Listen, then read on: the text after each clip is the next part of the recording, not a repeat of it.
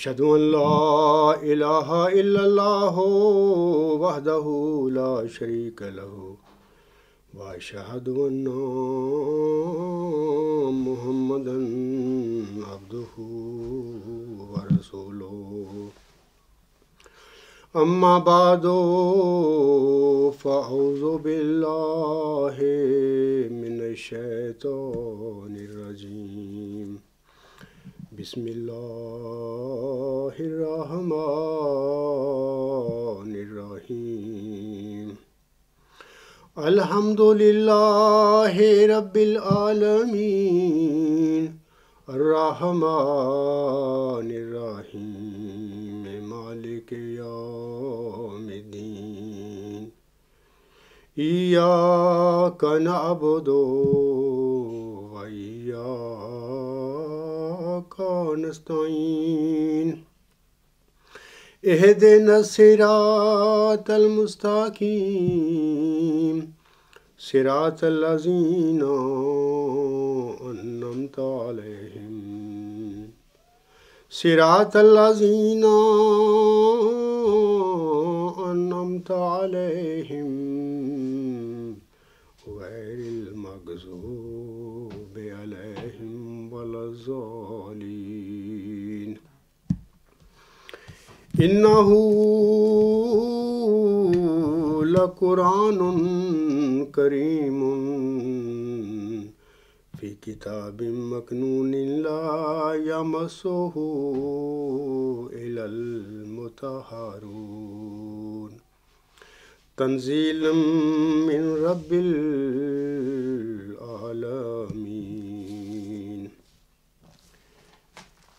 یہ جو آیات میں نے اس وقت تلاوت کی ہیں یہ سورہ واقعہ کی 78، 79، 80 اور 81 آیات ہیں۔ اللہ تعالیٰ ان میں فرماتا ہے یقیناً یہ ایک عزت والا قرآن ہے، ایک چھپی ہوئی کتاب میں محفوظ ہے۔ اس کی حقیقت کو صرف مطہر یعنی پاک کیے گئے لوگ ہی پاتے ہیں۔ اس کا اتارا جانا رب العالمین خدا کی طرف سے ہے۔ خطبہ جمعہ شروع کرنے سے پہلے خاکسار گزشتہ خطبہ جمعہ میں کہی گئی 2 باتوں کی تصحیح کرنا چاہتا ہے۔ میں نے حضرت نعمت اللہ رحمہ اللہ تعالیٰ کے قصیدہ کا یہ شعر پڑھا تھا پچھلے خطبہ جمعہ میں، الف ہے میم و دال می خانم نام آ نام دار می بینم۔ میں انہیں الف ہے میم دال پڑھتا ہوں یعنی احمد، اور ان کا نام گرامی بہت مشہور ہوتا ہوا دیکھ رہا ہوں۔ میں نے اس شعر کے ضمن میں غلطی سے یہ کہہ دیا تھا کہ 1984 کے آغاز میں حضور علیہ السلام اس عاجز کو خواب میں ملتے ہیں اور میرا نام اس طرح پکارتے ہیں، احمد گلنار، جبکہ حضور سامنے اس عاجز کا نام اس طرح پکارا تھا،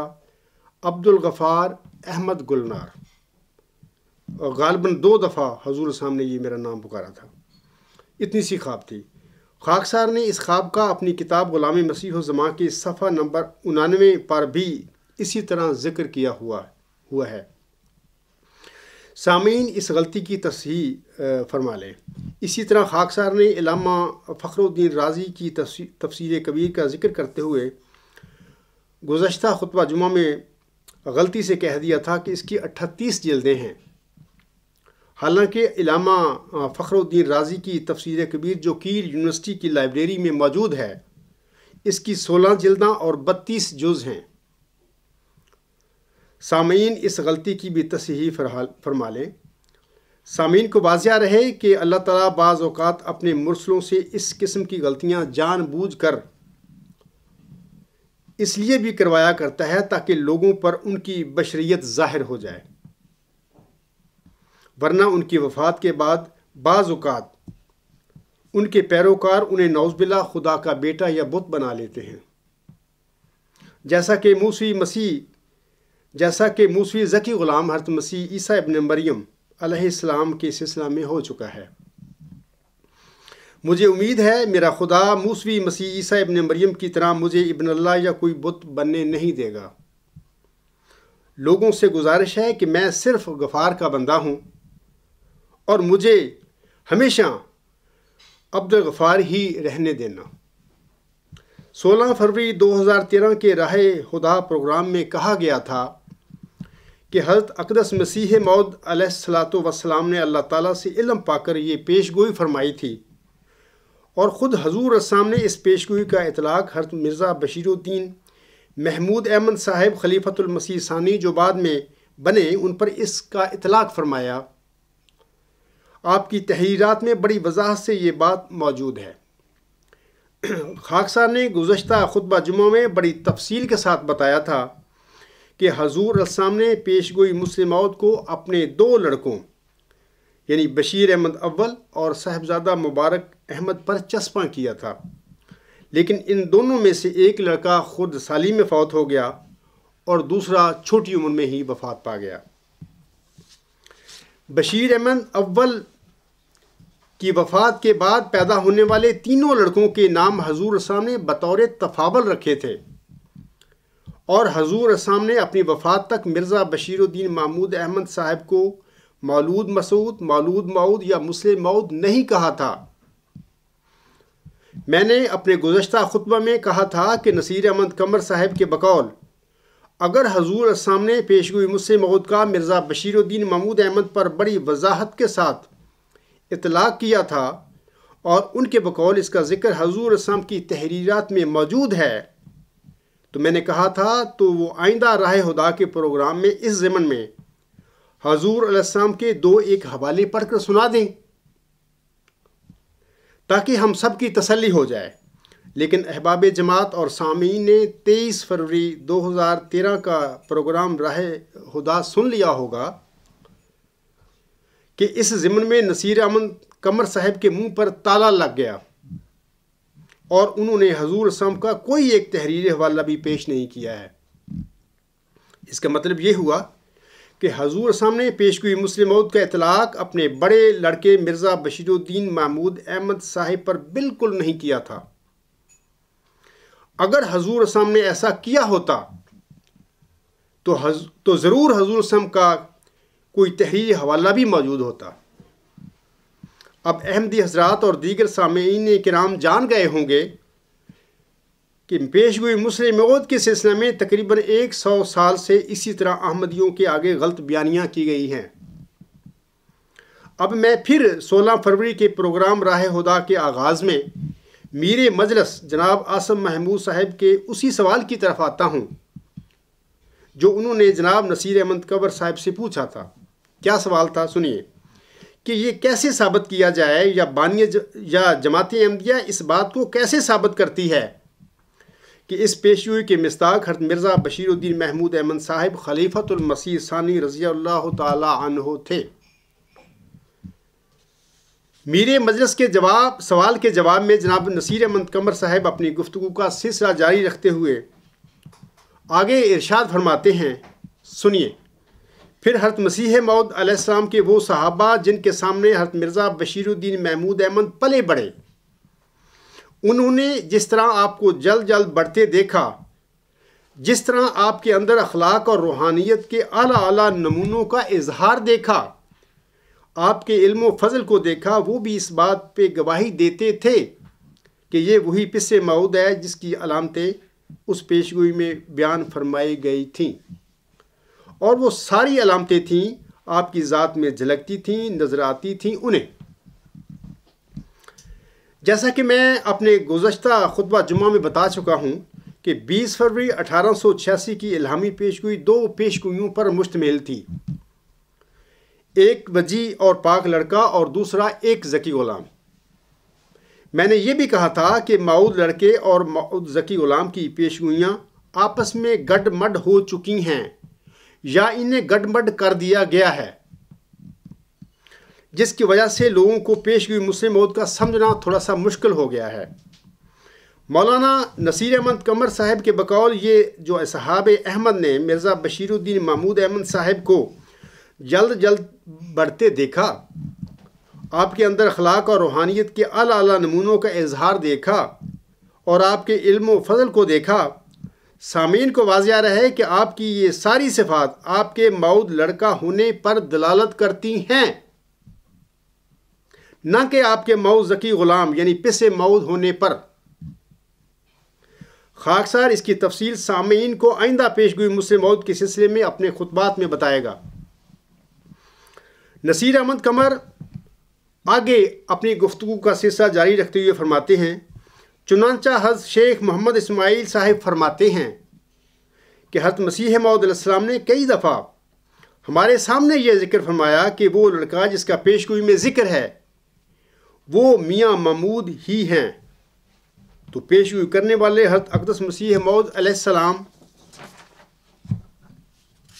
نے خود اس کا اطلاق آپ پر فرمایا، اور صحابہ جن کے سامنے آپ پلے بڑے انہوں نے اس بات کی گواہیاں دیں۔ یہ ان کا بیان ہے۔ تو اس سلسلے میں میں جواباً عرض کرتا ہوں کہ یہاں پر میرا نصیر احمد قمر صاحب اور دیگر قادیانی علماء جماعت سے سوال ہے کہ اگر حضور سامنے اپنے اصحاب کے آگے کئی دفعہ یہ بیان فرمایا تھا کہ پیش گوئی مسلم موعود کے مصداق میاں محمود ہی ہیں، تو پھر حضور سامنے اتنی اہم بات کو اپنی تالیفات میں کیوں نہ لکھا؟ میں نے پچھلے خطبہ جمعہ میں نصیر احمد قمر صاحب سے پوچھا بھی تھا کہ وہ اپنے اگلے راہ ہدا کے پروگرام میں حضور سام کا وہ کوئی ایک آدھ حوالہ اس سلسلے میں دیں یا بتائیں جس میں حضور سامنے میاں محمود احمد کو پیش گوئی مسلم موعود کا مصداق قرار دیا ہو۔ لیکن نصیر احمد قمر صاحب کی طرف سے جواب نادارد۔ اس سے کیا یہ ثابت نہیں ہوتا کہ اصحاب احمد کی روایتوں کے پردے میں ایک جھوٹ کو سچ کا لبادہ اڑایا گیا ہے؟ آگے میں جناب نصیر احمد صاحب کی گفتگو کا خلاصہ بیان کروں گا۔ پہلے جو میں نے باتیں کی ہیں وہ بالکل ٹھیک انہوں نے لفظ جو بولے تھے راہ ہدا میں وہ میں نے پڑھے ہیں۔ اب میں ان کی گفتگو کا جو خلاصہ بیان کروں گا۔ وہ کہتے ہیں، بعض اصحاب نے اپنی رویا اور کشوف کے ذریعے اور بعض اپنی بصیرت سے جانتے تھے کہ مرزا بشیر الدین محمود احمد ہی اس پیش گوئی کے مصداق ہیں۔ اس طرح اصحاب کی شہادتیں اور گواہیاں بہت اہمیت رکھتی ہیں۔ سامعین کرام، اصحاب رضی اللہ تعالی عنہم کی شہادتیں اور گواہیوں کے سلسلے میں عرض ہے کہ اگر قرآن کریم حضرت بانی جماعت علیہ السلام کے الہامات اور حضور صام کے تحریری فرمودات اور اصحاب رضی اللہ تعالی عنہم کی شہادتوں اور گواہیوں کے درمیان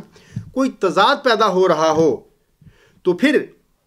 قرآن کریم اور حضرت بانی جماعت علیہ السلام کے الہامات کے بالمقابل اصحاب کی شہادتوں اور گواہیوں کی کوئی اہمیت نہیں رہتی۔ یہ بات نوٹ کریں اور ذہن میں رکھیں یاد۔ وہ آگے فرماتے ہیں یعنی مولانا نصیر احمد قمر صاحب کہ حضرت خلیفہ اول رضی اللہ تعالیٰ عنہ کی وفات سے 6 ماہ پہلے کسی صحابی نے حضرت خلیفہ المسیح اول سے کہا کہ مجھے تو پیش گوئی مسلم موعود کی علامتیں میاں محمود احمد میں پوری ہوتی ہوئی نظر آ رہی ہیں۔ تو جواب میں حضرت خلیفہ اول رضی اللہ تعالیٰ عنہ نے فرمایا کہ میں تو دیر سے اس یقین پر قائم ہوں۔ بعد ازاں اس صحابی نے خلیفہ اول رضی اللہ تعالیٰ عنہ کے یہ الفاظ لکھ کر آپ کے آگے پیش کر کے آپ سے ان الفاظ کی توثیق چاہی، تو حضرت خلیفہ اول رضی اللہ تعالیٰ عنہ نے اس کی توثیق کر دی وغیرہ۔ اس سلسلے میں سامعین کرام،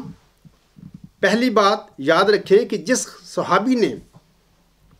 حضرت خلیفہ اول رضی اللہ تعالیٰ عنہ کے الفاظ لکھ کر آپ سے توثیق چاہی تھی،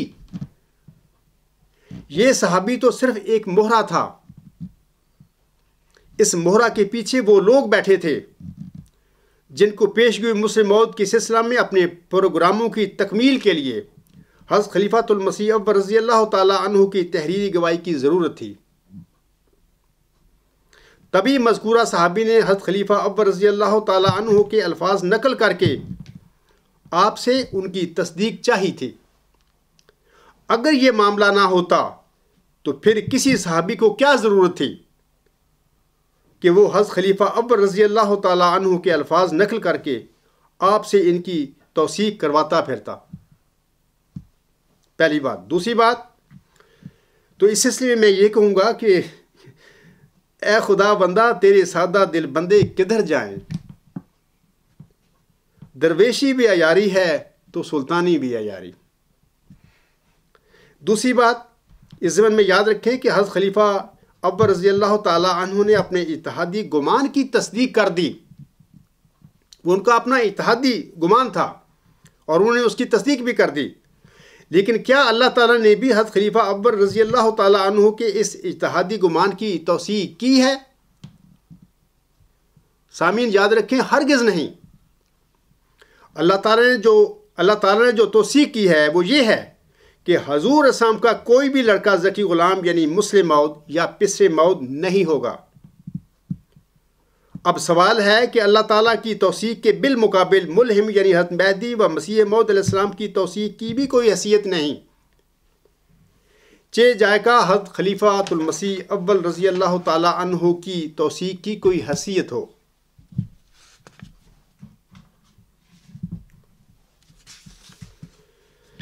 خدا کے قول سے قول بشر کیوں کر برابر ہو، وہاں قدرت یہاں درماندگی فرق نمایاں ہے۔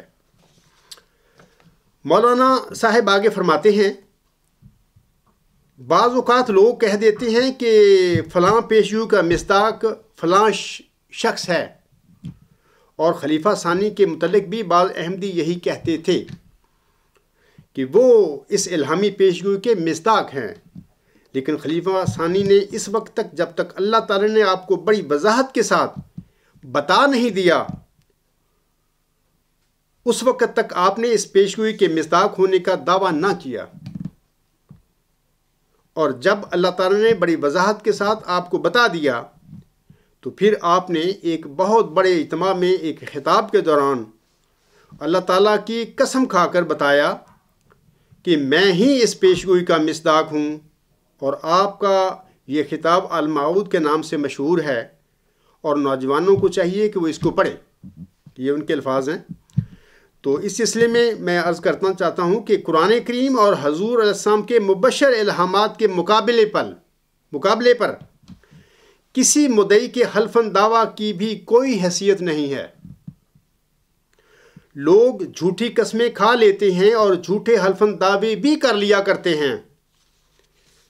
امام کعبہ، مثال میں دیتا ہوں آپ لوگوں کو، امام کعبہ جن کے پیچھے حج کے موقع پر تمام دنیا کے مسلمان نماز پڑھتے ہیں،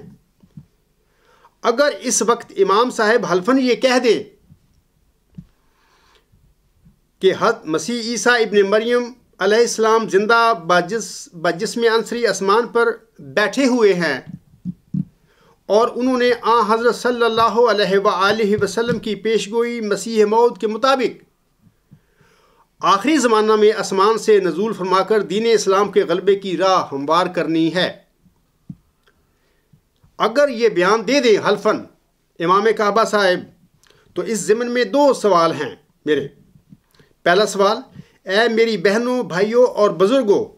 امام کعبہ کے کسی ایسے حلف پر کیا آپ وفات مسیح ابن مریم علیہ السلام کے عقیدہ کو چھوڑ دو گے جس کی قرآن کریم تصدیق کر رہا ہے؟ آپ ہرگز نہیں چھوڑیں گے۔ بے شک سینکڑوں حلف اٹھاتے پھرے امام کعبہ اس سلسلے میں، آپ نہیں اس بات کو چھوڑیں گے کہ حضرت مسیح عیسیٰ ابن مریم علیہ السلام وفات پا چکے ہیں۔ دوسرا سوال، اے میری بہنوں، بھائیوں اور بزرگوں، امام کعبہ صاحب کے کسی ایسے حلف پر کیا آپ سب حضرت مرزا غلام علیہ السلام کے دعویٰ مسیح موعود کو جھوٹا قرار دے دو گے؟ آپ یقیناً ہرگز حضرت مسیح موعود السلام کے دعویٰ مسیح موعود کو جھوٹا قرار نہیں دیں گے۔ بے شک امام کعبہ سینکڑوں حلف اٹھاتا پھرے۔ تو پھر قرآن کریم اور حضور اسلام کے مبشر الہامات کے بالمقابل پیشگوئی مسیح موعود کے سلسلے میں جناب مرزا محمود احمد صاحب کے جھوٹے حلف کی کیا حیثیت ہے؟ یاد رکھیں کہ کسی ایسے دعویٰ کے سلسلے میں جس کو قرآن کریم جھوٹا قرار دے رہا ہو، کسی مدعی کے حلف اٹھانے پر بھی اس کا دعویٰ سچا نہیں ہو جایا کرتا۔ میر مجلس اور اس کے ساتھی جناب مولوی نصیر احمد قمر صاحب نے 16 فروری 2013 کے راہ ہدا میں یہ فرمایا تھا کہ حضرت صلی اللہ علیہ وآلہ وسلم نے مسیح موعود کے متعلق خبر دی تھی کہ وہ شادی کرے گا اور اس کی غیر معمولی عظمت اور شان رکھنے والی اولاد ہوگی، اور حضرت مسیح موعود علیہ الصلوۃ والسلام نے اس پیش گوئی جو حضرت صلی اللہ علیہ وآلہ وسلم کی پیش گوئی تھی، اس کا اطلاق اپنی اس مسلم موعود والی موعود فرزند کی پیش گوئی سے جوڑا ہے، یہ ان کے بالکل لفظ ہیں، اور اس کا اطلاق کرتے ہوئے یہ بیان فرمایا ہے۔ نصیر احمد قمر صاحب حوالہ کے بغیر حضور صاحب کے عربی کے الفاظ اور اس کا اردو ترجمہ پڑھتے ہیں، یہاں پر میں یہ اردو ترجمہ ان کا پڑھ دیتا ہوں۔ وہ کہتے ہیں، یہ ان کے الفاظ ہیں،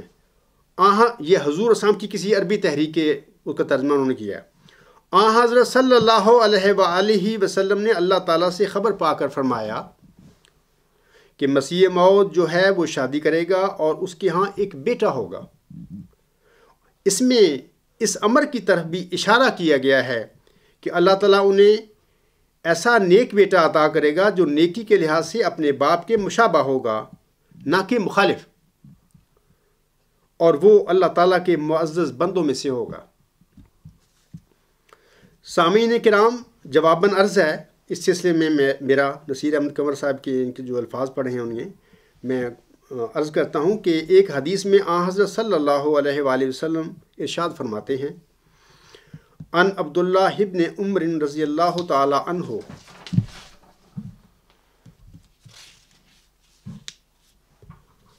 وقال قال رسول اللہ صلی اللہ علیہ وسلم ينزل عیسی ابن مریم الی الارض فیتزوج ویولد لہ ویمکث 45 سنة ثم یموت فیدفن معی فی قبری فاقوم انا وعیسی ابن مریم فی قبر واحد بین ابی بکر و عمر۔ مشکات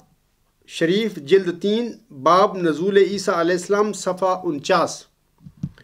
حضرت عبداللہ رضی اللہ تعالی عنہ بن عمر بیان کرتے ہیں کہ رسول اللہ صلی اللہ علیہ وآلہ وسلم نے فرمایا کہ عیسیٰ بن مریم تشریف لائیں گے، وہ شادی کریں گے اور ان کی اولاد ہوگی، اور وہ 45 سال تک زمین میں ٹھہریں گے،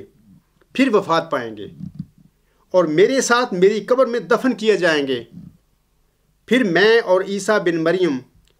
ایک ہی قبر سے ابو بکر رضی اللہ تعالی عنہ و عمر رضی اللہ تعالی عنہ کے درمیان سے اٹھیں گے۔ اس ضمن میں سامعین کو واضح رہے کہ حضرت صلی اللہ علیہ وآلہ وسلم نے موسوی مسیح ابن مریم ناصری علیہ السلام اور آنے والے محمدی مسیح ابن مریم کے درمیان میں فرق ظاہر کرنے کے لیے یہ فرمایا تھا کہ مسیح موعود شادی کرے گا اور اس کی اولاد ہوگی، کیونکہ حضرت مسیح عیسیٰ ابن مریم ناصری علیہ السلام کی قرآن کریم سے نہ شادی ثابت ہے اور نہ ہی اولاد۔ اسی طرح حضرت صلی اللہ علیہ وآلہ وسلم نے 2 مختلف احادیث میں موسوی اور محمدی دونوں مسیحوں کے حلیوں کا بھی ذکر فرمایا ہے۔ آپ صلی اللہ علیہ وآلہ وسلم فرماتے ہیں کہ حضرت مسیح عیسیٰ ابن مریم ناصری علیہ السلام کا رنگ سرخ اور بال گھنگریالے تھے، اور آنے والے مسیح موعود کا رنگ گندمی اور بال سیدھے ہوں گے۔ امت محمدیہ میں آنے والے مسیح عیسیٰ ابن مریم کے سلسلے میں حضرت صلی اللہ علیہ وآلہ وسلم کے الفاظ صرف اتنے ہیں کہ فیتزوج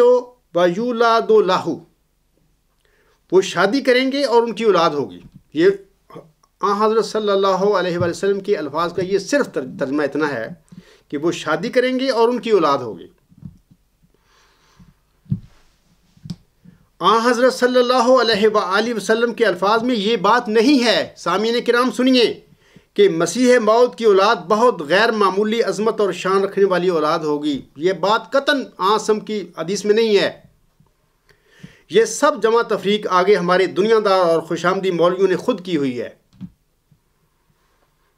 اگر کوئی احمدی یہ سمجھتا ہے کہ حضور اسلام نے یہ باتیں کہی تھیں جس کا حوالہ جناب نصیر احمد قمر صاحب نے پڑھا ہے، ابھی میں نے بھی پڑھا ہے وہ حوالہ ان کا، تو اس ضمن میں گزارش ہے کہ موعود ذکی غلام یعنی مسیح موعود کے متعلق حضور اسلام کا یہ اتحادی خیال تھا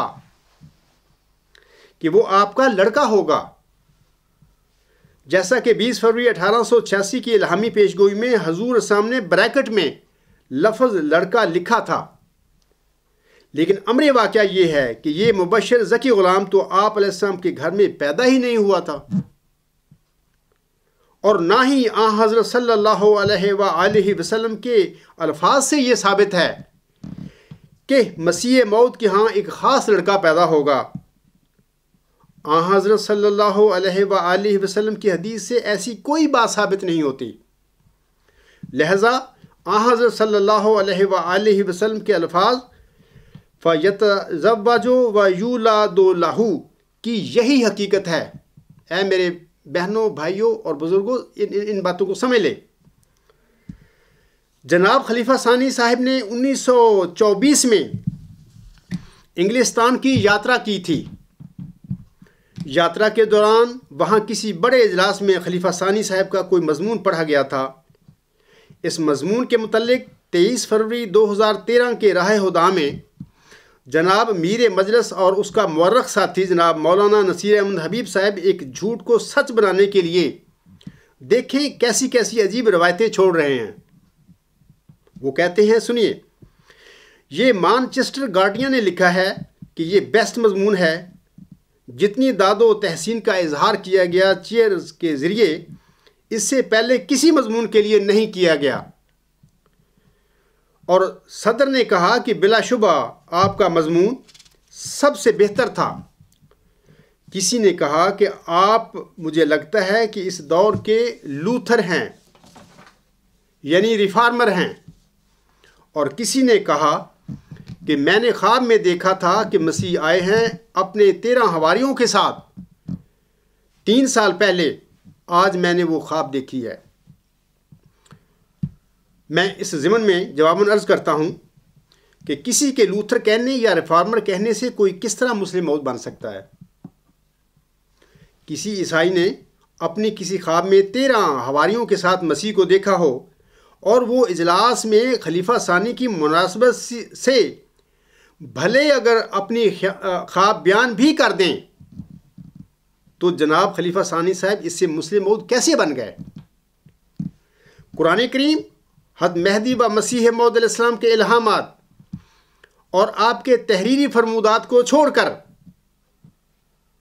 خلیفہ ثانی صاحب کو مسلم موعود اور پس موعود بنانے کے لیے قادیانی مولویوں کا صرف روایتوں پر گزارا ہے۔ کسی شاعر نے کہا ہے، وہ زمانے میں معزز تھے مسلمان ہو کر، اور تم خار ہوئے تارک قرآن ہو کر۔ سامعین، یہ بات بھی کبھی نہ بھولیں کہ خلیفہ ثانی صاحب کے دور اقتدار میں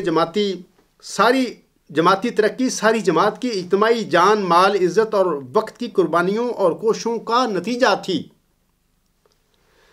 خلیفہ ثانی صاحب نے مسلم موعود بننے کے لیے جماعت احمدیہ کی اجتماعی کوششوں کے اس پھل کو اپنی جھولی میں ڈال لیا۔ خلیفہ ثانی صاحب کے بعد اس کے جانشین جو اس کی اولاد ہیں، وہ بھی آج تک جماعتی مولویوں کے ساتھ مل کر جماعت احمدیہ کی اجتماعی کوششوں کے اس پھل کو جناب خلیفہ ثانی صاحب کو مسلم موعود بنانے کے لیے اس کی جھولی میں ڈالتے چلے آ رہے ہیں۔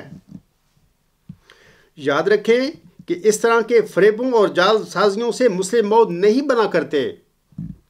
بلکہ مسلم موعود صرف اللہ تعالیٰ بنایا کرتا ہے۔ اے میری بہنوں، بھائیوں اور بزرگوں،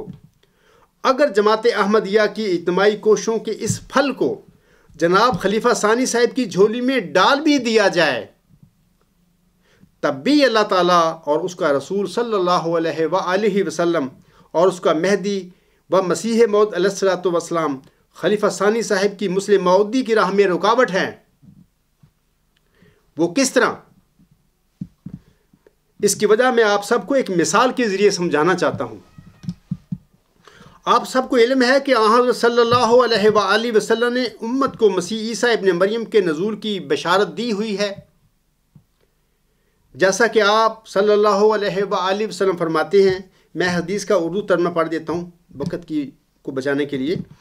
ابو ہریرہ رضی اللہ تعالیٰ عنہ سے روایت ہے کہ رسول اللہ صلی اللہ علیہ وآلہ وسلم نے فرمایا، اس ذات کی قسم جس کے قبضہ میں میری جان ہے، عیسیٰ ابن مریم ضرور تم میں نازل ہوں گے اور عادل حاکم ہوں گے، صلیب کو توڑیں گے، خنزیر کو قتل کریں گے، جزیہ معاف کریں گے، مال عام ہو جائے گا، یہاں تک کہ کوئی اس کو قبول نہیں کرے گا، یہاں تک کہ ایک سجدہ دنیا و مافیا سے بہتر ہوگا۔ پھر ابو ہریرہ رضی اللہ تعالی عنہ کہتے، اگر چاہتے ہو تو یہ آیت پڑھو، نہیں کوئی اہل کتاب سے مگر اس کے مرنے سے پہلے ایمان لے آئے گا۔ یہ حدیث متفق علیہ ہے، یعنی صحیح بخاری اور صحیح مسلم دونوں کتابوں میں یہ موجود ہے۔ سامعین کو علم ہوگا کہ امت محمدیہ حضرت صلی اللہ علیہ وآلہ وسلم کی اس پیشگوئی کے مطابق صدیوں سے اسرائیلی مسیح عیسیٰ ابن مریم کا آسمان سے اترنے کے لیے شدت سے انتظار کر رہی ہے۔ آپ احمدی احباب سب جانتے ہیں اس بات کو کہ یہ ایسا ہی ہے جیسے میں کہہ رہا ہوں۔ جس طرح حساب میں کوئی سوال حل کرنے کے لیے بعض اوقات ہم کوئی رقم فرض کر لیتے ہیں، مثال کے طور پر الف برابر ہے بے، یا suppose x is equal to y, اسی طرح ہم خلیفہ ثانی صاحب کے کارناموں کی حقیقت جاننے کے لیے فرض کر لیتے ہیں کہ 13ویں صدی ہجری کے سر پر کسی انسان نے یہ دعویٰ کر دیا ہو کہ میں وہی اسرائیلی مسیح عیسیٰ ابن مریم ہوں جس پر اللہ تعالیٰ کی کتاب انجیل نازل ہوئی تھی۔ مجھے ہی بدبخت یہودیوں نے صلیب پر لٹکایا تھا اور اللہ تعالیٰ نے مجھے ہی زندہ آسمان پر اٹھا لیا تھا، اور مجھے ہی دین اسلام کہ نبی حضرت محمد مصطفیٰ صلی اللہ علیہ وآلہ وسلم کی پیشگوئی کے مطابق آخری زمانے میں آسمان سے نازل ہونا تھا۔ اتفاقاً مدعی کا رنگ سرخ ہو اور اس کے بال بھی گنگرالے ہوں، وہ مسلمانوں سے کہے، دیکھو حضرت صلی اللہ علیہ وآلہ وسلم نے آپ کو بتایا ہوا ہے کہ اس موسوی مسیح کا رنگ سرخ اور بال گنگرالے تھے، دیکھو میرا رنگ سرخ ہے اور میرے بال بھی گنگریالے ہیں۔ ایسا ہو کہ امت محمدیہ اس کے دعویٰ مسیح موعود کو قبول کر لے، یعنی 13ویں صدی کے سر کی باتیں میں کر رہا ہوں، سارے اسلامی ملک اس کی قیادت میں اکٹھے ہو جائیں، اور اس طرح وہ امت محمدیہ کا متفقہ حکمران بن بیٹھے۔ امت کے جتنے بھی عالم فاضل ہوں وہ سب اس کے نوکر ہوں، اسلامی فوج اور اسلامی مملکت کا خزانہ بھی اس کے قبضہ میں آ جائے۔ ان میسر وسائل کے ساتھ اس مدعی مسیح موعود نے اپنے دور اقتدار میں اسلام کی بھرپور خدمت کی ہو، مسجدیں بنوائی ہوں، درسگاہیں بنوائی ہوں۔ اس وقت اسلامی مملکت میں جتنے بھی خنزیر تھے اسلامی فوج کی مدد سے حدیث کے مطابق اس نے سب قتل کروا دیے ہوں، جتنی بھی لکڑی کی صلیبیں تھیں ان سب کو اس نے توڑوا دیا ہو، پوری اسلامی مملکت میں اس نے عدل و انصاف بھی قائم کر دیا ہو، اسلامی مملکت میں جتنے بھی غیر مسلم ہوں اس نے انہیں جزیہ بھی معاف کر دیا ہو۔ اتفاق سے اس وقت اسلامی مملکت کا کافی امیر ہو،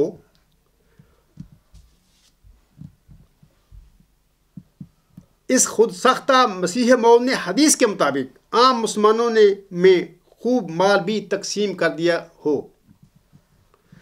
اس نے فراغت سے فائدہ اٹھاتے ہوئے صداقت اسلام کے لیے سینکڑوں کتابوں بھی لکھ دی ہوں،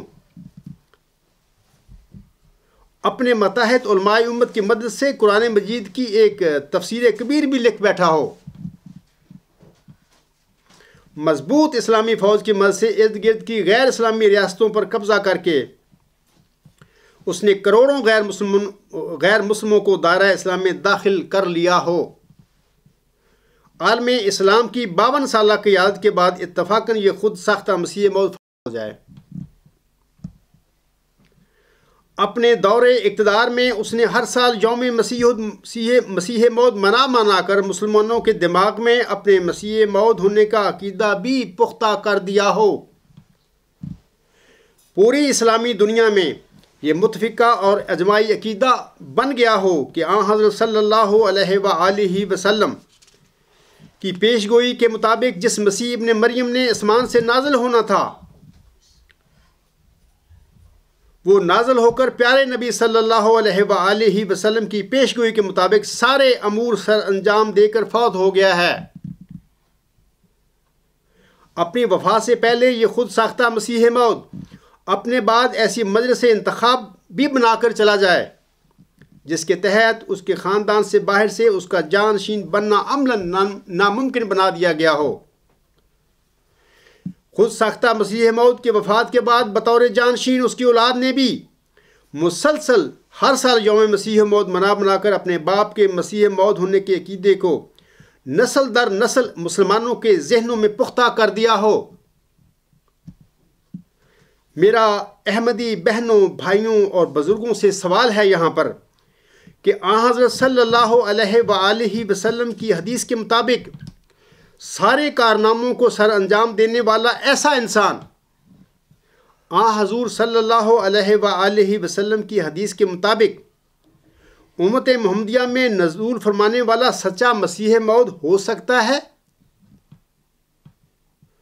یقیناً آپ سب بیک زبان کہیں گے کہ اگرچہ وہ آن حضرت صلی اللہ علیہ وآلہ وسلم کی حدیث کے مطابق سارے کارنامے انجام دے چکا ہے، لیکن پھر بھی وہ آن حضرت صلی اللہ علیہ وآلہ وسلم کی حدیث کے مطابق امت محمدیہ میں نزول فرمانے والا سچا مسیح موعود نہیں ہو سکتا۔ اس کی وجہ یہ ہے کہ قرآن کریم کے مطابق اسرائیلی مسیح ابن مریم تو فوت ہو چکا ہے، اور اس طرح وہ آن حضرت صلی اللہ علیہ وآلہ وسلم کی بیان فرمودہ پیش گوئی مسیح موعود کے دائرہ بشارت میں ہی نہیں آتا۔ اے میری اسیر بہنوں، بھائیوں اور بزرگوں، خلیفہ ثانی صاحب کی جماعتی ترقی اور ہر قسم کے سیاسی اور علمی کارناموں کی حقیقت بھی یہی ہے۔ قادیانی خلیفے اور قادیانی مولوی جو خلیفہ ثانی صاحب کی جماعتی ترقی اور ان کے دیگر سیاسی اور علمی کارناموں کا جو راگ الاپتے رہتے ہیں، فرض کے طور پر ہم ان کارناموں کی لسٹ میں 1947 میں انگریزوں سے بر صغیر کی آزادی بھی شامل کر دیتے ہیں، اور قائد اعظم اور گاندھی کی بجائے دنیا جناب خلیفہ ثانی صاحب کو ہندوستان کو آزادی دلانے والا تسلیم کر لیتی ہے۔ میں فرض کے طور پر باتیں کہہ رہا ہوں۔ علاوہ اس کے فرض کے طور پر ہم یہ کارنامہ بھی اس کے کارناموں کی فہرست میں ڈال دیتے ہیں کہ اس کی کوششوں سے سارے بر صغیر کے غیر مسلم دائرہ اسلام میں شامل ہو جاتے ہیں۔ اس سب کے باوجود جناب خلیفہ ثانی صاحب موعود ذکی غلام مسیح الزماں پسرے موعود یعنی مسلم موعود نہیں ہو سکتے۔ جس طرح 13ویں صدی کے سر پر خود ساختہ مسیح موعود کا دعویٰ کرنے والا آن حضرت صلی اللہ علیہ وآلہ وسلم کی حدیث کے مطابق سارے کارنامے سر انجام دینے کے باوجود آن حضرت صلی اللہ علیہ وآلہ وسلم کی پیشگوئی کے مطابق امت محمدیہ میں نزول فرمانے والا سچا مسیح موعود نہیں ہو سکتا، کیونکہ ایسے خود ساختہ اور جھوٹے مسیح موعود کی راہ میں آن حضرت صلی اللہ علیہ وآلہ وسلم پر نازل ہونے والا فرقان یعنی قرآن کریم کھڑا ہے، اور حدیث کے مطابق سارے کارناموں کے سر انجام دینے کے باوجود اس کے دعویٰ مسیح موعود کو جھوٹا قرار دے رہا ہے۔ اسی طرح قادیانی خلیفوں اور مولویوں کے بقول خلیفہ ثانی صاحب کی جماعتی ترقی اور ان کے سیاسی اور علمی کارناموں کے باوجود موعود ذکی غلام مسیح الزماں کارناموں کے باوجود وہ یعنی خلیفہ ثانی صاحب موعود ذکی غلام مسیح الزماں پسرے موعود اور مسلم موعود نہیں ہو سکتے، کیونکہ اس کے جھوٹے دعویٰ مسلم موعود کی راہ میں بھی قرآن کریم اور محمدی مریم علیہ السلام پر نازل ہونے والے مبشر الہامات کھڑے ہیں۔ امید ہے مذکورہ بالا مثال کے ساتھ میری اسیر بہنوں، بھائیوں اور بزرگوں کو جناب خلیفہ ثانی صاحب کے دعویٰ مسلم موعود کی حقیقت کا پتہ چل گیا ہوگا۔ افراد جماعت نے اگر 16 فروری اور 23 فروری 2013 کے راہ ہدا کے پروگرام سنے ہیں تو آپ سب نے مشاہدہ کیا ہوگا کہ خلیفہ ثانی صاحب کے جھوٹے دعویٰ مسلم موعود کو سچا بنانے کے لیے قادیانی خلیفوں اور مولویوں کے ہاتھ میں صرف روایتیں ہیں، نہ قرآن کریم ہے، نہ حضرت مرزا صاحب کے الہامات ہیں، نہ مرزا صاحب علیہ السلام کے اپنے روحانی خزائن جو کہ مرفوضات تحریری ہیں، نہ وہ ہیں۔ سامعین کو یاد رہے کہ کسی بات کو سن کر آگے بیان کرنے یا نقل کر دینے کو روایت کہتے ہیں۔ دین اسلام میں احادیث کا جتنا ذخیرہ ہے یہ سب روایتوں کا مجموعہ ہے۔ ان روایتوں کی وجہ سے امت محمدیہ میں بہت فتنے پیدا ہوئے اور امت کئی گروہوں اور فرقوں میں بٹ گئی۔ جیسا کہ حضرت مہدی و مسیح موعود علیہ السلام فرماتے ہیں، بڑی احتیاط سے حدیثوں پر عمل کرنا چاہیے، کیونکہ بہت سی احادیث موضوع ہیں جنہوں نے اسلام میں فتنہ ڈالا ہے۔ موضوع حدیثوں سے مراد ہے کہ وہ حدیثیں جو لوگوں نے خود آپ گھڑ لی ہیں۔ ہر ایک فرقہ اپنے عقیدہ کے موافق حدیث رکھتا ہے، یہاں تک کہ نماز جیسی یقینی اور متواتر فریضہ کو احادیث کے تفرقہ نے مختلف صورتوں پر کر دیا ہے۔ کوئی آمین بالجہر کرتا ہے، کوئی پوشیدہ، کوئی خلف امام فاتحہ پڑھتا ہے، کوئی اس کے پڑھنے کو مفسد نماز جانتا ہے، کوئی سینہ پر ہاتھ باندھتا ہے، کوئی ناف پر۔ اصل وجہ اس اختلاف کی احادیث ہی ہیں۔ کلو حزب بما لدیہم فارحون،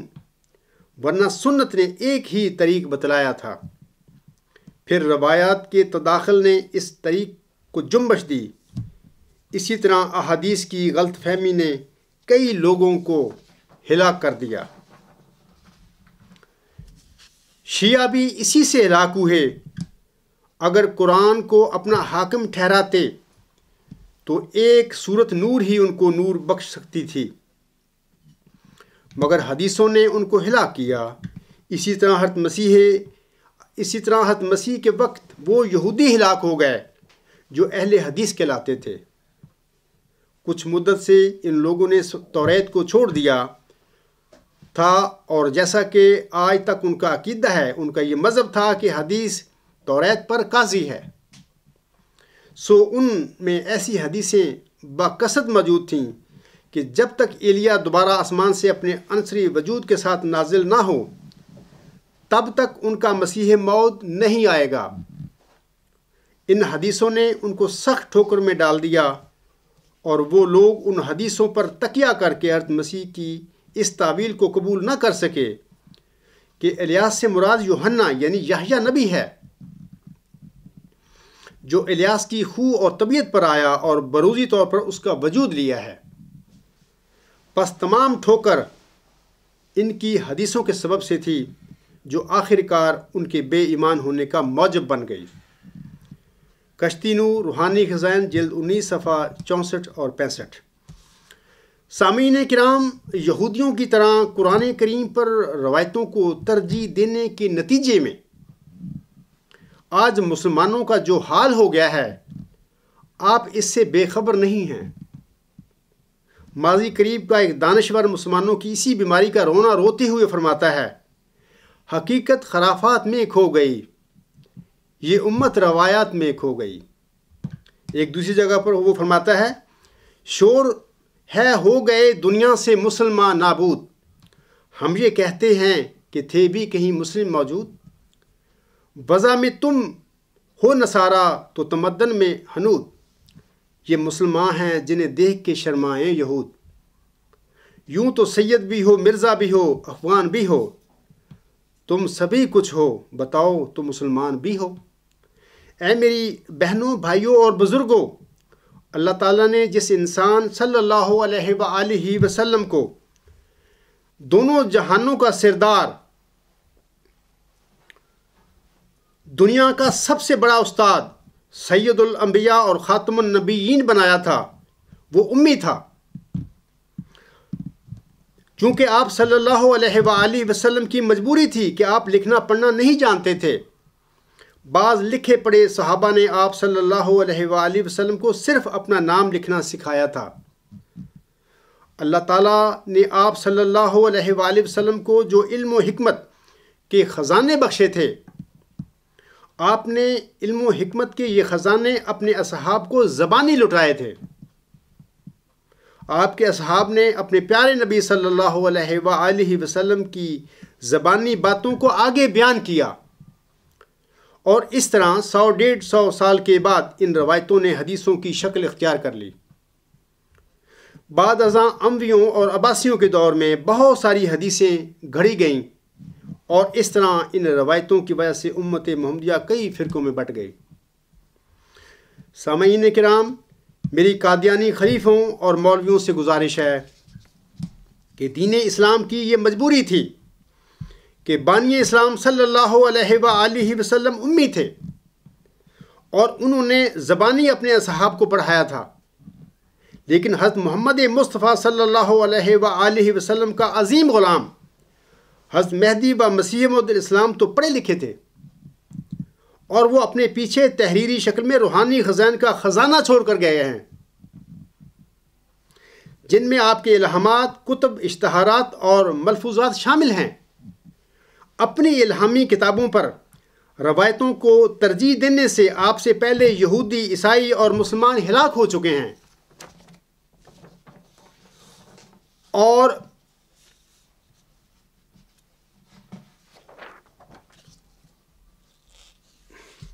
قرآن کریم حضرت بانی جماعت علیہ السلام کے الہامات اور روحانی خزائن کے ہوتے ہوئے پیش گوئی مسح موت کے سلسلے میں آپ روایتوں کے پیچھے کیوں بھاگتے پھر رہے ہیں؟ آپ کو قرآن کریم حضرت بانی جماعت علیہ السلام کے الہامات اور روحانی خزائن پر کیوں یقین نہیں ہے؟ قرآن کریم کس شان کی کتاب ہے اور اس کی کتنی اہمیت ہے؟ سنیے اللہ تعالیٰ اپنی کتاب کے متعلق کیا فرماتا ہے۔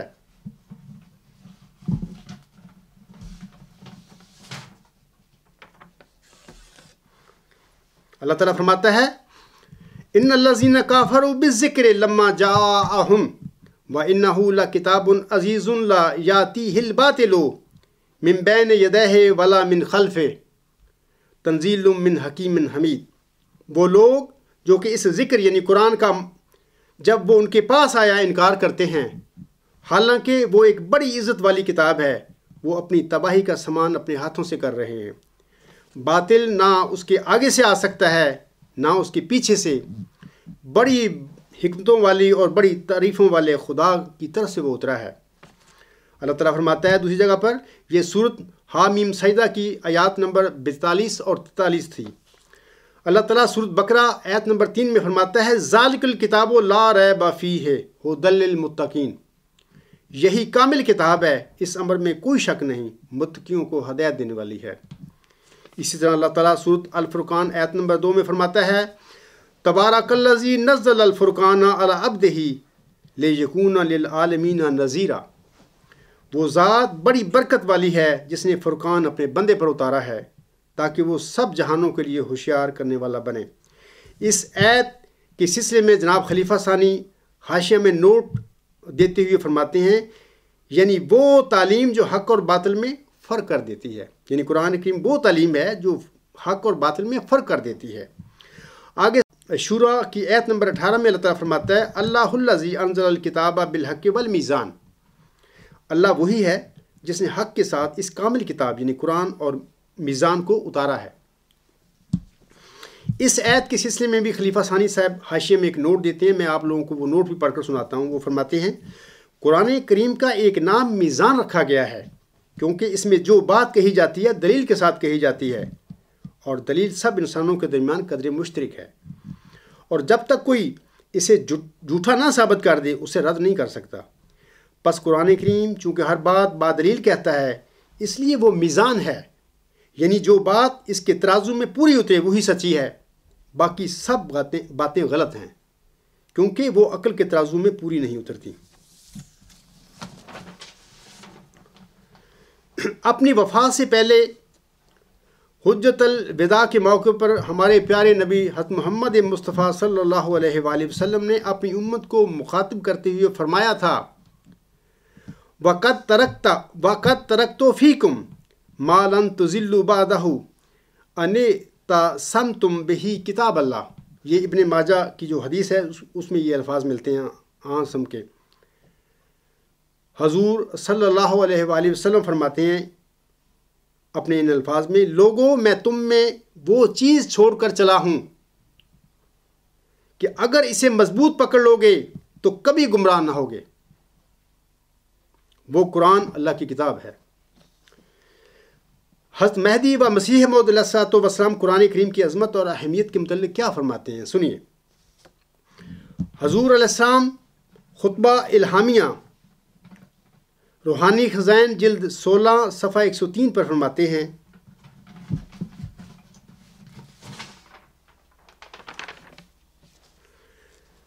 وَكَيْفَ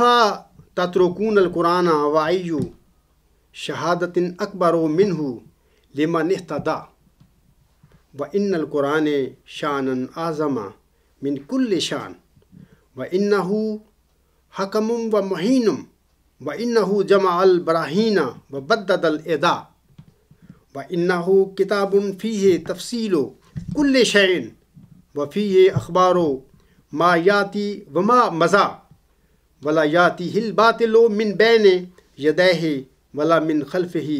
وَإِنَّهُ نُورُ رَبِّنَا الْأَعْلَىٰ. حضور صلی اللہ علیہ وسلم فرماتے ہیں ان اپنے عربی الفاظ میں، تم قرآن کو کیوں ترک کرتے ہو؟ کیا کوئی بڑی بھاری گواہی قرآن سے زیادہ تمہارے پاس موجود ہے؟ اور قرآن کی وہ شان اور وہ قرآن کی وہ اعلیٰ شان ہے کہ ہر ایک شان سے بلند ہے.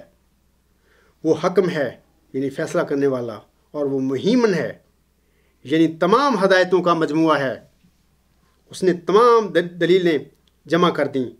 اور دشمنوں کی جمعیت کو تتر بتر کر دیا. اور وہ ایسی کتاب ہے کہ اس میں ہر چیز کی تفصیل ہے، اور اس میں آئندہ اور گزشتہ کی خبریں موجود ہیں، اور باطل کو اس کی طرف راہ نہیں ہے، نہ آگے سے اور نہ پیچھے سے، اور وہ خدا تعالیٰ کا نور ہے. حضور اسلام آئینہ اپنی کتاب آئینہ کمالت اسلام روحانی خزائن جلد 5 صفحہ 545 پر عربی زبان میں فرماتے ہیں. میں ان عربی الفاظ کا ترجمہ آپ لوگوں کو پڑھ کر سنا دیتا ہوں. حضور فرماتے ہیں، قرآن پاک ایک انمول موتی ہے. اس کے باہر روشنی ہے اور اس کے اندر روشنی ہے، اور اس کے اوپر روشنی ہے اور اس کے نیچے روشنی ہے، اور اس کے ہر لفظ میں روشنی ہے. یہ ایک روحانی باغ ہے جس کے ڈھکے ہوئے پھل آسانی سے توڑے جا سکتے ہیں، اور اس میں نہریں بہتی ہیں. ہر خوش بختی کا پھل اس میں پایا جاتا ہے، اور ہر شمع اسے روشن کی جا سکتی ہے. حضور اسلام اسی طرح اپنے رسالہ کشتی نور روحانی خزائن جلد 19 صفحہ 13 پر فرماتے ہیں، اور تمہارے لیے ایک ضروری تعلیم یہ ہے کہ قرآن شریف کو مہجور کی طرح نہ چھوڑ دو، کہ تمہاری اسی میں زندگی ہے. جو لوگ قرآن کو عزت دیں گے وہ آسمان پر عزت پائیں گے. جو لوگ ہر ایک حدیث اور ہر ایک قول پر قرآن کریم کو مقدم رکھیں گے ان کو آسمان پر مقدم رکھا جائے گا. نوح انسان کے لیے روئے زمین پر اب کوئی کتاب نہیں مگر قرآن. اے مرزا مسرور احمد صاحب اور قادیانی مولوی حضرات، اپنی الہامی کتابوں پر روایتوں کو ترجیح دے کر آپ سے پہلے یہودی، عیسائی اور مسلمان ہلاک ہو چکے ہیں. آپ گزشتہ قوموں سے کیوں سبق نہیں سیکھ رہے؟ ہمارے باہمی ہر تنازع کے حل قرآن کریم میں موجود ہے، اور علاوہ اس کے ہمارے پاس حضرت مہدی و مسیح موعود علیہ السلام کا سچا الہام اور سچا اپنا کلام بھی موجود ہے. ہمیں کیا ضرورت ہے کہ ہم روایتوں کے پیچھے بھاگتے پھریں؟ آئیں مل بیٹھیں اور قرآن کریم حضرت مہدی و مسیح موعود السلام کے الہام اور کلام کی روشنی میں جو سچ ثابت ہو جائے ہم سب اسی حق کی پیروی کریں. میں سب کو اپنے سامعین کو بہت دکھا دیتا ہوں، میرے پاس یہی قرآن ہے جو محمد عربی ﷺ پر نازل ہوا تھا، اور یہ وہ تذکرہ ہے، الہامات ہیں حضرت بانی جماعت علیہ السلام کے، جن کو میں نے نہیں، جماعت احمدیہ قادیان کے علماء اور بزرگوں نے تدوین کیا ہوا ہے۔ اور اس کے علاوہ روحانی خزائن ہیں جو کہ جماعت احمدیہ قادیان کی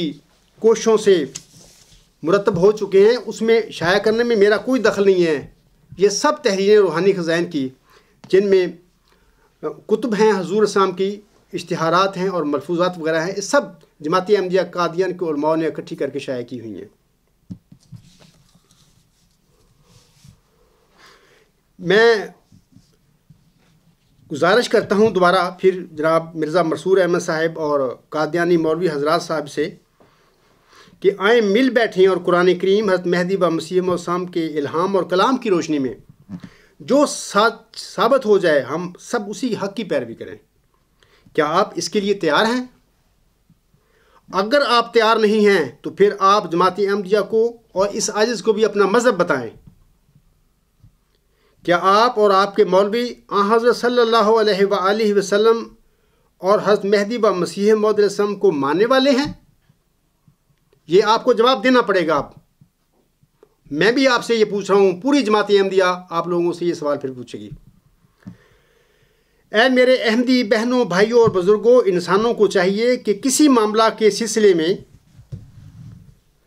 بات کرتے وقت اپنی نفسانی خواہشوں کی پیروی نہ کریں اور نہ ہی اپنی خواہشوں کو پورا کرنے کی کوشش کریں،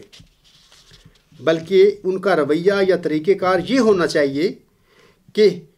وہ ہر قسم کی نفسانی خواہشوں کو رد کرتے ہوئے اور لوگوں کی ہر قسم کی روایتوں کو بھی نظر انداز کرتے ہوئے نیک نیتی اور تقوی کے ساتھ قرآن کریم اور اپنے رسول مقبول صلی اللہ علیہ وآلہ وسلم اور اپنے مہدی و مسیح موعود علیہ الصلوۃ والسلام کے الہام اور کلام کی روشنی میں سچ اور حق کو ڈھونڈنے کی کوشش کریں۔ اے میری احمدی بہنوں، بھائیوں اور بزرگوں، میں آپ سب سے کہتا ہوں کہ میں اپنے دعویٰ ماؤ ذکی غلام مسیح الزماں یعنی مسلم موعود ہونے میں قطعی طور پر سچا ہوں، لیکن میں آپ سب سے یہ بھی کہتا ہوں کہ اگر جماعت احمدیہ قادیان کا خلیفہ اور علماء جماعت نیک نیتی اور تقوی کے ساتھ قرآن کریم اور حضرت مہدی و مسیح موعود علیہ السلام کے الہامات اور روحانی خزائن کی روشنی میں جناب خلیفہ ثانی صاحب کے دعویٰ مسیح موعود کو سچا ہونا ثابت کر دیں، تو پھر میرا دعویٰ ماؤ ذکی غلام مسیح الزماں خود بخود ہی ختم ہو جائے گا، کیونکہ جماعت احمدیہ میں صرف ایک ہی ذکی غلام کا وعدہ ہے۔ ایسی صورتحال میں خاکسار آپ سب کو یقین دلاتا ہے کہ میں نہ صرف اپنے دعویٰ پر نظر ثانی کروں گا بلکہ میرا نعوذ باللہ جھوٹے دعویٰ پر قائم رہنا اور دراصل دین اسلام کی فتح اور غلبے کی راہ میں یقیناً ایک رکاوٹ بھی ہوگا۔ اس میں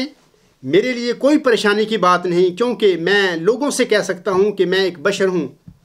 اور اگر انبیاء سے اجتہادی غلطی ہو سکتی ہے تو پھر کسی دوسرے انسان سے کیوں نہیں ہو سکتی؟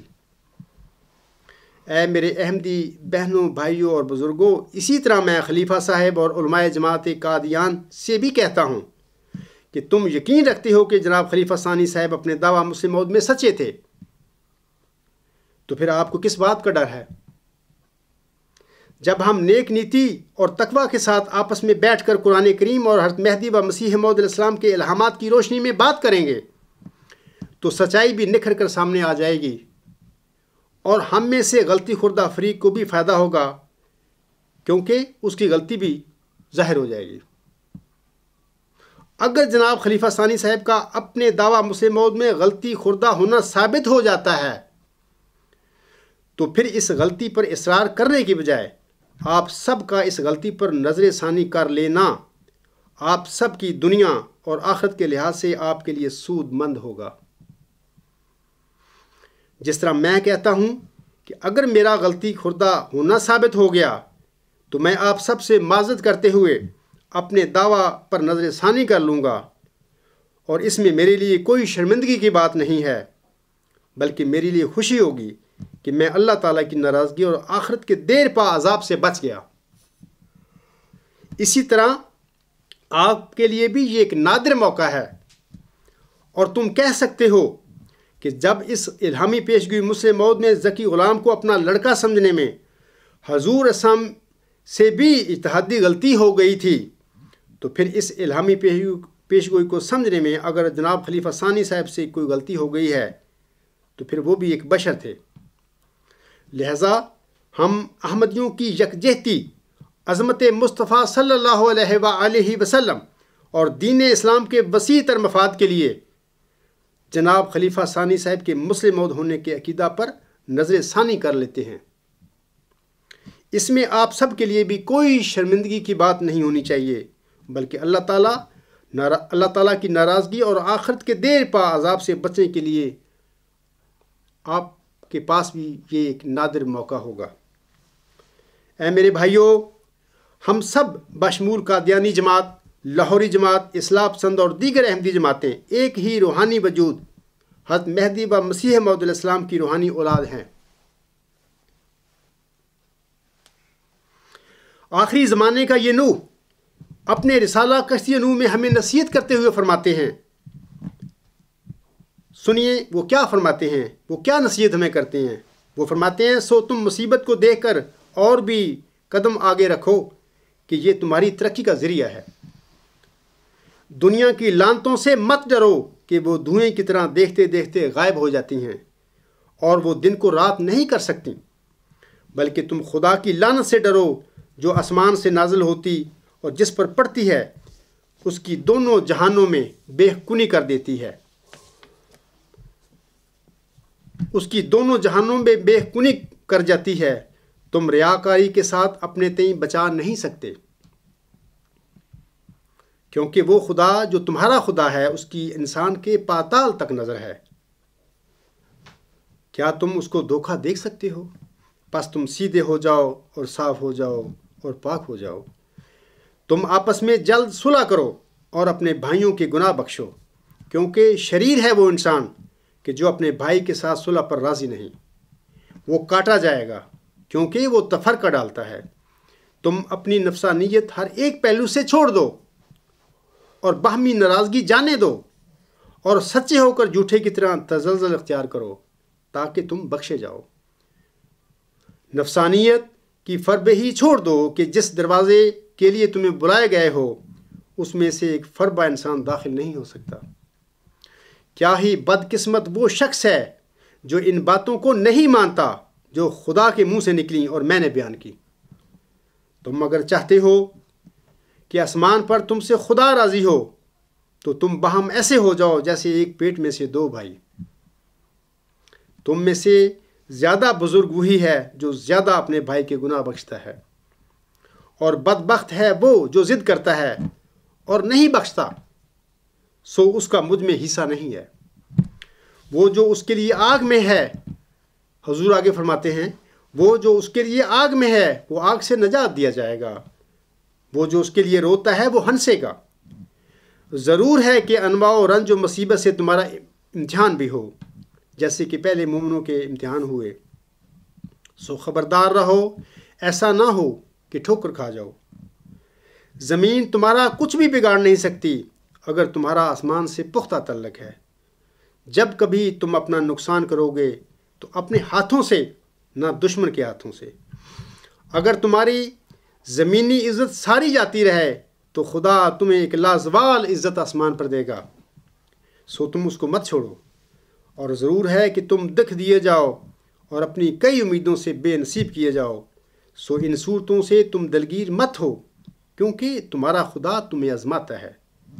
کہ تم اس کی راہ میں ثابت قدم ہو یا نہیں۔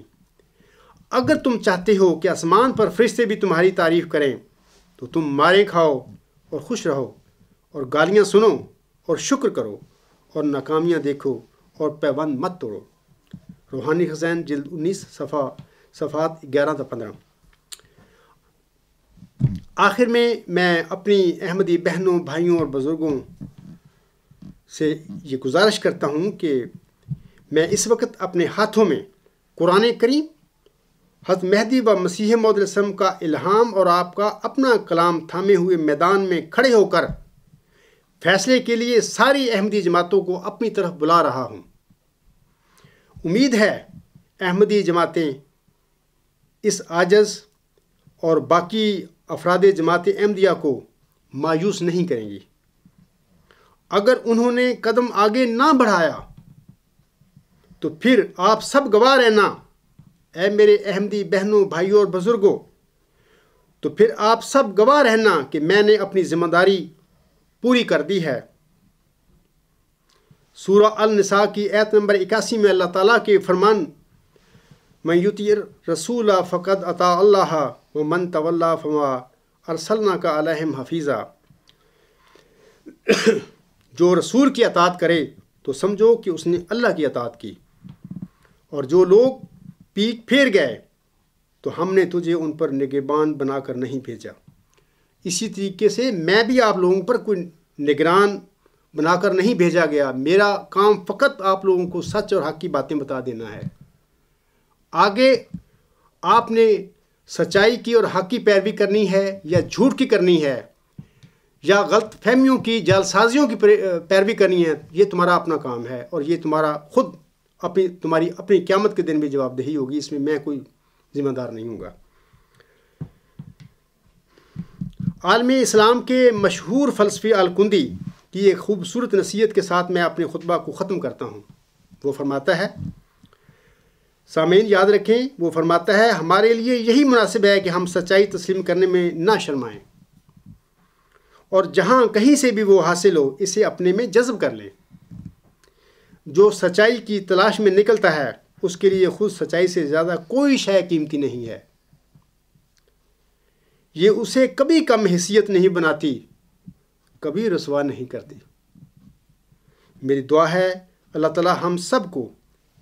اپنے نفوس کے شرور سے بچاتے ہوئے صراط مستقیم پر چلائے اور ہمیں اپنے حفظ و امان میں بھی رکھے، آمین۔ وما علینا الا البلاغ وآخر دعوانا ان الحمد للہ رب العالمین۔